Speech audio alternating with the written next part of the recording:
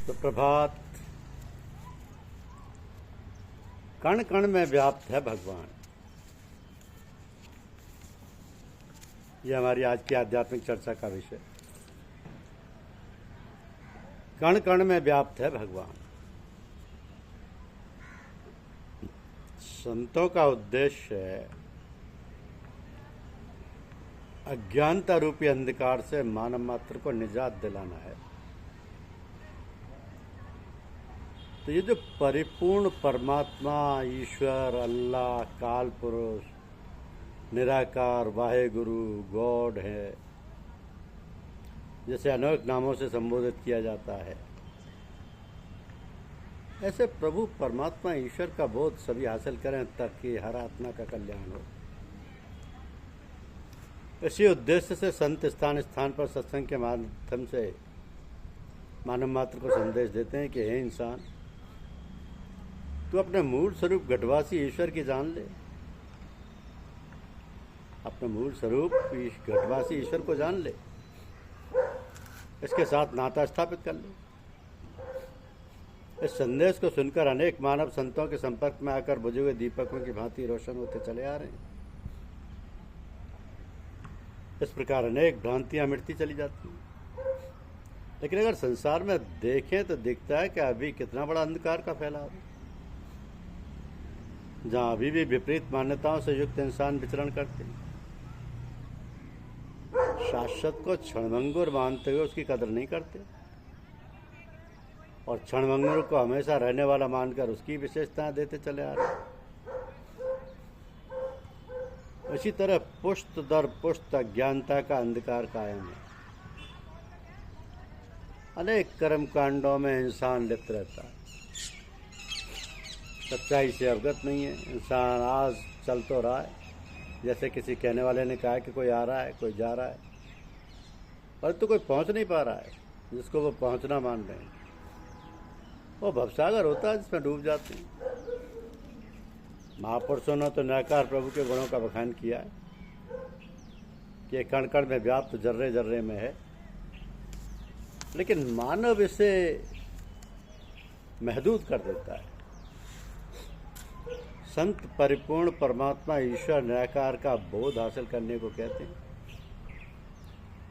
जिसके बारे में कहा है कि जल में कुंभ, कुंभ में जल है, बाहर भीतर पानी।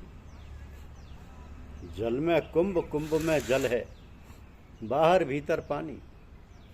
तो आत्मा अपने मूल परमात्मा की पहचान कर ले ताकि अपनी मंजिल पर पहुंच जाए और इसकी भटकन समाप्त हो। इसके साथ जो भी जुड़ जाता है उसका भेद मिट जाता है। वो अभेदता स्थापित हो जाती है। जैसे महापुरुष कहते हैं, मैं भी तूए ते तू भी तूए, बिचबुल्ला कौन बेचारा।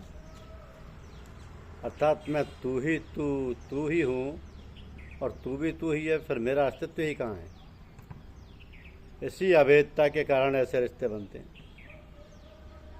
जब परिपूर्ण परमात्मा निराकार सब में समाया हुआ है और सब कुछ तू ही तू है, तो फिर किस प्रकार वहाँ दूरियां रह जाएंगी। ऐसा रिश्ता जहाँ बन जाता है वहाँ कोई भेदभाव नहीं रहता। इसे एक व्यापी के स्वरूप बनकर अभेदता स्थापित होने के कारण फिर कोई भी इंसान हमारे स्नेह और करुणा से अछूता नहीं रह सकता। पर सारे अपने, कोई बेगाना नहीं। संत महात्माओं ने युगों युगों से इंसानों को यही आवाज़ दी कि हे इंसानों, तो इस मंजिल को पाओ,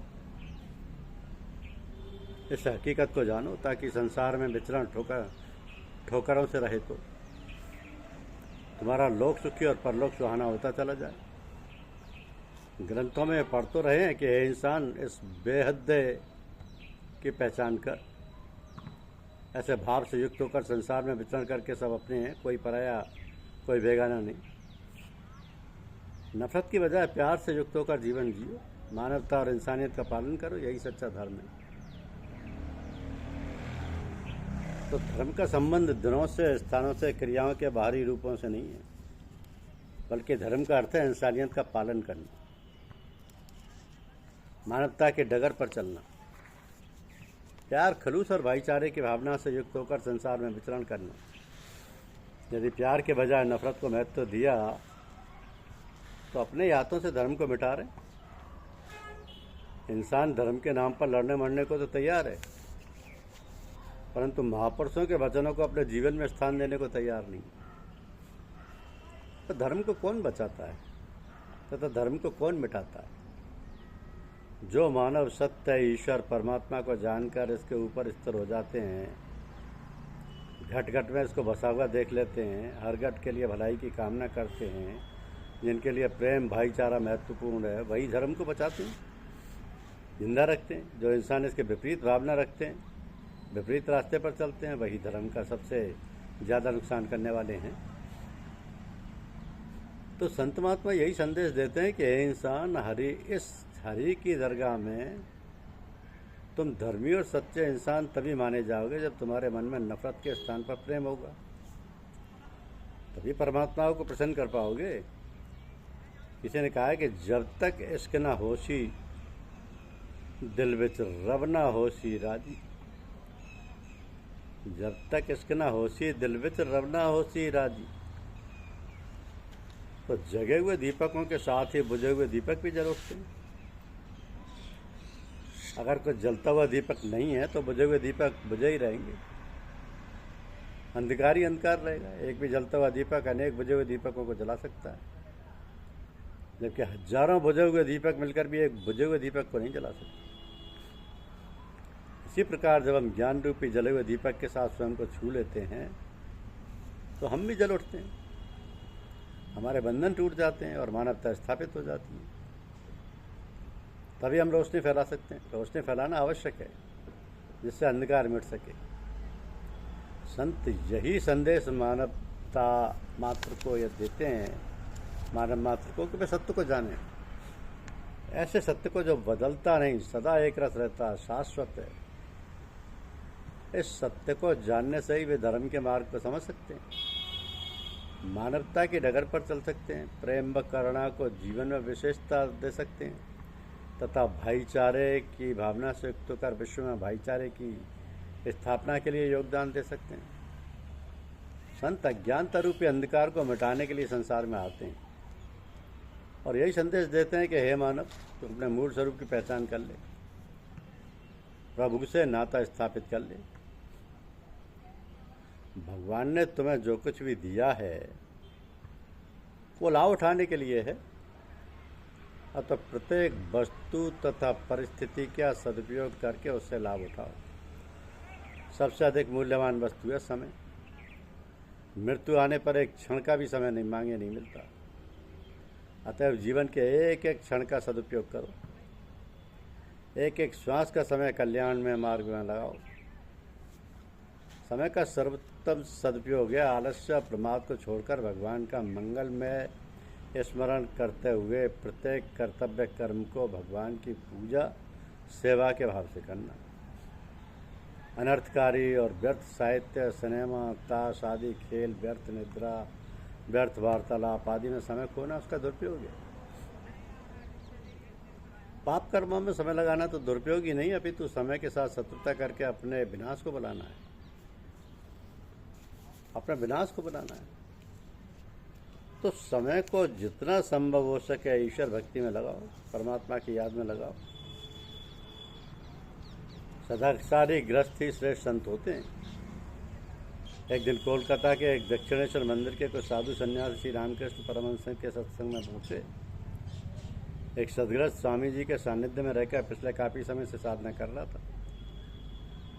स्वामी जी उसकी सादगी, निश्चलता और भक्ति भावना से बेहद प्रभावित थे। किसी साधु ने अचानक स्वामी जी से प्रश्न किया, महाराज सच्चा साधु कौन है? क्या साधु बनने के लिए गृहस्थ जीवन का परित्याग करना जरूरी है?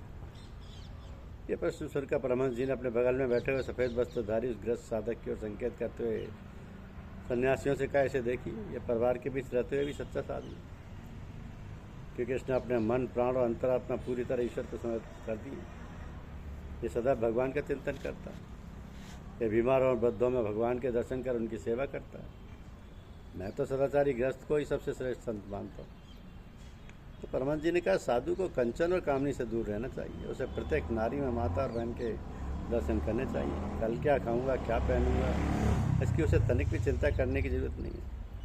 जो साधु झाड़ फूँक करने में लग जाते हैं, जो बीमारियां दूर करने और चमत्कार का दावा करने लगते हैं, उनका एक न एक दिन पतन अवश्य होता है।